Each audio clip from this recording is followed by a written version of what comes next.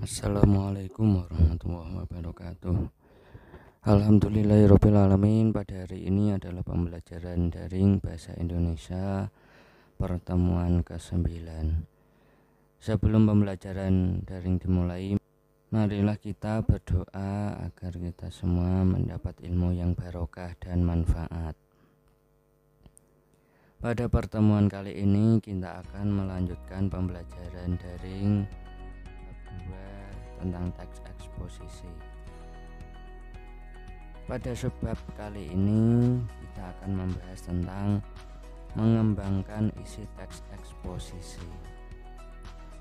Untuk mengembangkan sebuah ide menjadi teks eksposisi, penulis harus menentukan gagasan utama atau tema dari teks yang akan dibuatnya.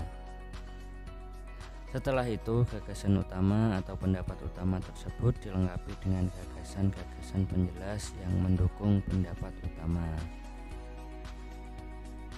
Pada pelajaran kali ini kita akan membahas gagasan utama dan gagasan penjelas dalam teks eksposisi. Yang pertama yaitu gagasan utama.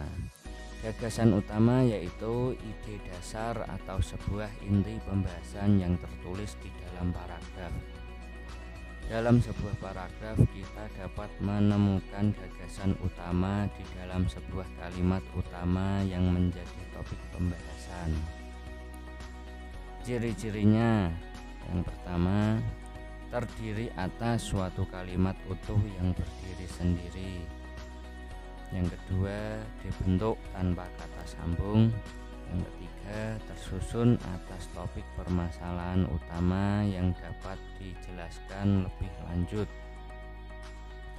Yang keempat, memiliki kalimat yang jelas tanpa dihubungkan kalimat lain. Kemudian langkah-langkahnya yaitu langkah menemukan gagasan utama. Yang pertama, membaca dengan cermat, dan yang kedua, menemukan kalimat utama. Jadi biasanya gagasan utama ini terletak di awal paragraf. Yang kedua yaitu gagasan penjelas. Gagasan penjelas adalah ide pendukung dari sebuah gagasan utama. Gagasan ini tertuang dalam kalimat penjelas, dan gagasan penjelas berbentuk frasa dan kata benda. Ciri-cirinya, yang pertama berisi penjelasan, contohnya rincian, keterangan, dan lain-lain. Yang kedua, memerlukan kalimat penghubung.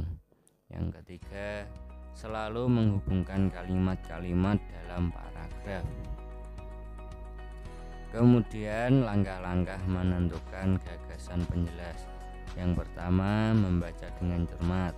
Yang kedua, mengetahui topik utama yang dibahas dalam suatu teks. Yang ketiga, biasanya terletak pada kalimat kedua yang berupa penjelasan. Selanjutnya adalah sebuah contoh dari teks eksposisi yang berjudul Perkembangan teknologi. Perkembangan teknologi memiliki dampak negatif dan dampak positif. Dampak negatif dari perkembangan teknologi adalah kecanduan. Dampak positif dari perkembangan teknologi adalah kemudahan untuk mendapatkan informasi dan pengetahuan tanpa dibatasi tempat dan waktu. Ini contoh teks eksposisi di atas. Di situ terdapat gagasan utama dan gagasan penjelas. Gagasan utamanya adalah dampak negatif dan positif dari perkembangan teknologi. Itu adalah gagasan utama dari teks tersebut. Selanjutnya yaitu gagasan penjelas. Gagasan penjelas dari teks tersebut yaitu yang pertama, kecanduan. Dalam teks tersebut, dalam kalimat dampak negatif dari perkembangan teknologi adalah kecanduan. itu adalah gagasan penjelas. Kemudian gagasan penjelas yang kedua yaitu kemudahan untuk mendapatkan informasi.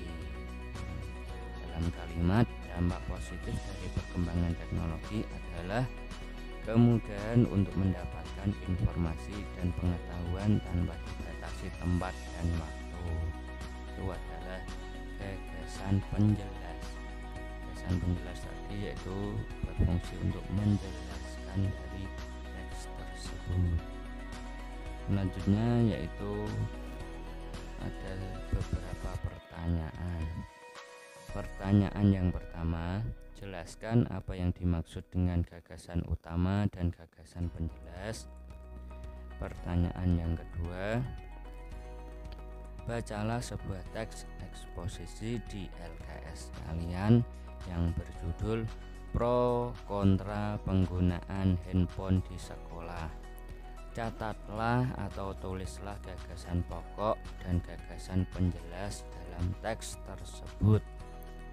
Sebutkan minimal 2. Jadi kalian membaca sebuah teks eksposisi yang ada di LKS kalian masing-masing yang berjudul Pro Kontra Penggunaan Handphone di Sekolah. Kemudian carilah 2 gagasan. Yang pertama 2 gagasan utama dan 2 gagasan penjelas. Demikian pembelajaran pada hari ini. Sebelum pembelajaran diakhiri, marilah kita membaca hamdalah bersama-sama. Sekian dari saya, semoga mendapat ilmu yang bermanfaat. Selamat bertemu di pembelajaran selanjutnya. Wassalamualaikum warahmatullahi wabarakatuh.